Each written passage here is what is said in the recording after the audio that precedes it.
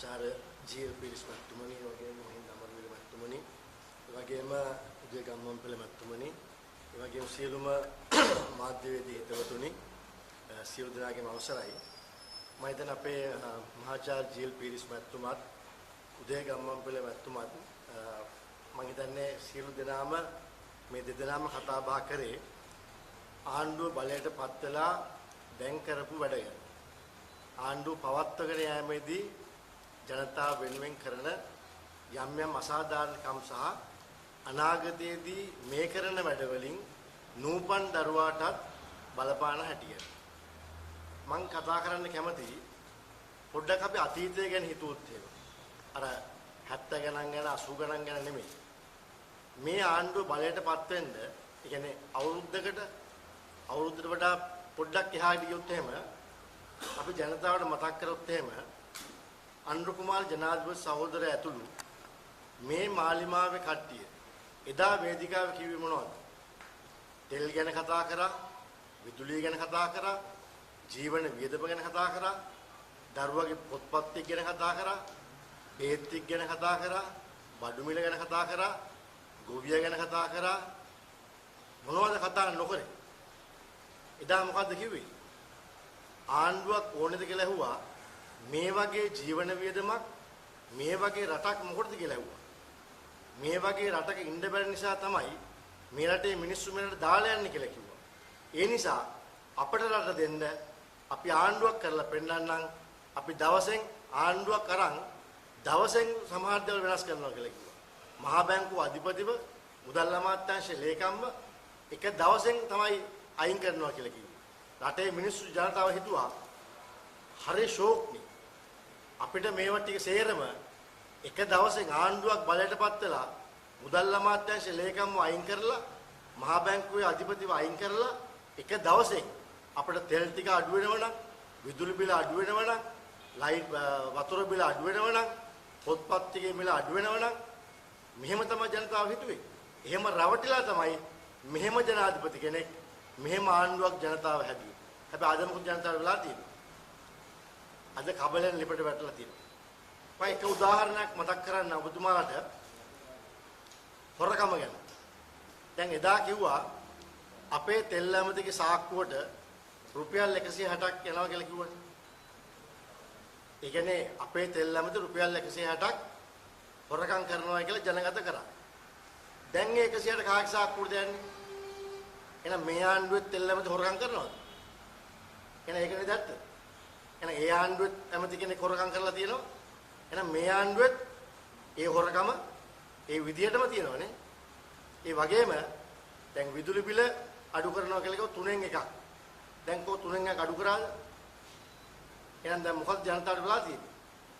හැබැයි තාමත් අනුර කුමාර ජනාධිපති සහෝදරයා තාමත් ලැජ්ජා නැතුව කියන දේ මොකද්ද? අර හිත උණු වෙන්න කතා කරලා හදවත දැනෙන විදිහට කතා කරලා තාමත් කියනවා අපි එක දෙයක් කියන්නම් අපි ඕගොල්ලන්ගේ විශ්වාසය අබමල් රේණුවකින් විශ්වාසය කඩන්නේ නැහැ කියලා තාමත් ලැජ්ජ නැතුව කියනවා. තාමත් ලැජ්ජ නැතුව කියනවා. එයාට මතක නැහැ අවුරුද්දකට කලින් එයා කියපු දේවල්. විදුලි බිල අඩු කරන එක, ඒ වගේම පොත්පත්වල වේත්තියේ ටැක්ස් අඩු කරනවා කිව්ව ඒවා මේ කිසිම දෙයක් එයාට මතක නැහැ. එයාට පාර්ලිමේන්තුව ඇවිල්ලා තහඩුවක් ගියත් ලක්ෂ 10ක් ලක්ෂ 50ක් දෙනවා කිව්වක මතක නැහැ. එයාට මේ පාර්ලිමේන්තුවේ මේ දවස් ගානකට ගිහින් පාර්ලිමේන්තුවේ කියලා අනුරාධපුරයට ගියපුවා මේක මතක නැහැ. එතන කියලා මොකක්ද කියන්නේ? ලක්ෂ 50ක් කොට හැම දෙන්න බෑනේ. පහක් අපි ඉස්සෙල්ලා දීලා ටැක්සේරුව අනුව තමයි ඊටු ටික දෙන්නේ. මේ දවසෙන් දවස කියන දේ ආට අමතක වෙනවා. ඒ නිසා අපි ජනතාවට කියනවා අපි ඔබතුමාලා ගැන කනගාටු වෙනවා. ඒ මොකද? ඒ බොරුවත් එක්ක තව අවුරුදු 4ක් ඔබතුමාලා ජීවත් වෙන්න වෙනවා. හැබැයි මේ කතාව අපි මේ ජනාධිපතිවරණ කලින් ඔබතුමාලට කිව්වා මේ බොරුකාරයන්ට අහු වෙන්න එපා. රවටෙන්න එපා. මේ කියන්නේ බොරුවක්. අත්දැකීමක් නැති ආණ්ඩුවක් කරලා නැති මේ වගේ මිනිස්සුන්ගේ මේ වගේ වේගල් කියන මිනිස්සුන්ට අහු වෙන්න එපා. ඇයි අපි එහෙම කිව්වේ?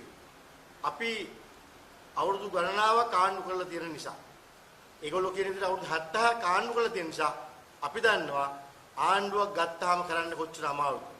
ඒ කියන දේවල් කරන්න පුළුවන් දේවල් තමයි අපි කියලා තියෙන්නේ. ඒ කියපු දේවල් තමයි අපි කරලා තියෙන්නේ. ඒ නිසා තමයි සමහර වෙලාවට අපි කියන දේවල් ඒගොල්ලෝ කියන දේවල් වලට වඩා ජනතාවට අමීරි වෙන්න ඇති.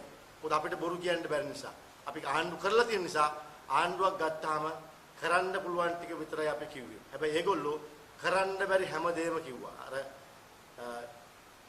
හොඳ කියමනක් තියෙනවා ගෑණි පිරිමෙක් විතරයි කරන්න බැරි කියලා. ඒ කාලේ ඒගොල්ලෝ වේදිකාවේදී ගෑණියෙක් පිරිමෙක් කරන එක විතරයි කිව්වේ නැත්තේ. දැන් උගන්ඩා කුමාරි මොකද්ද කිව්වේ? උගන්ඩාවේ තියෙන සල්ලි ගේනවා කියලා කිව්ව නේද? හැබැයි දැන් එතුමී මොකද්ද කිව්වේ? ඕන කෙනෙක්ට ඕනේ බොරුවක් කියන්න පුළුවන් කොනේ. ලැජ්ජාවක් තියනවද මං අහන්නේ? ලැජ්ජාවක්. දැන් අපිට නම් සාමාන්‍ය බොරුවක් කිව්වහම ඒ බොරුව වහගන්න කොට අමාරුයි. ලැජ්ජාවක් තියෙනවනේ. දැන් කෝ ලැජ්ජාවක්? දැන් රංගවල මහත්තයා ගන්නකො කෝ ලැජ්ජාවක්? ලැජ්ජාවක් තියෙනවද? ඉතින් ජනතාව ගැන අපිට තාමත් කනගාටුයි. තව අවුරුදු 4ක් මේ බොරුකාරයොත් එක්ක ජීවත් වෙන්න සිද්ධ වෙනවා. හැබැයි අපි උත්සාහ කරනවා ඒ අය කරන බොරුවෙන් ඔබතුමාලා මුදවා ගන්න.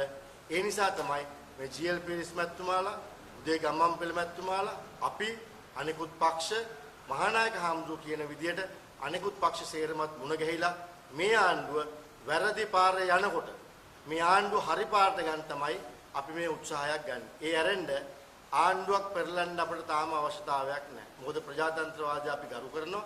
මේ මහ ජනතාවගේ ඡන්දෙන් තමයි අය පත් වෙලා තියෙන්නේ. ඒ නිසා අපට උවමනාව තියෙන්නේ දැන් මොකද අපි ආණ්ඩු කරලා තියෙන නිසා ජනතාවට අපි ආදරේ නිසා ජනතාව අපිව පරද්දුවත් ජනතාව අපට පිටුපෑවත් අපට යුතුයකමක් තියෙනවා ජනතාව වෙනුවෙන් අනුකම්පා කරන්න ජනතාව වෙනුවෙන් ආදරය කරන්න අපට යුතුයකමක් තියෙනවා. ඒ යුතුයකම තමයි අපි මේ වෙලාවේ කරන්නේ.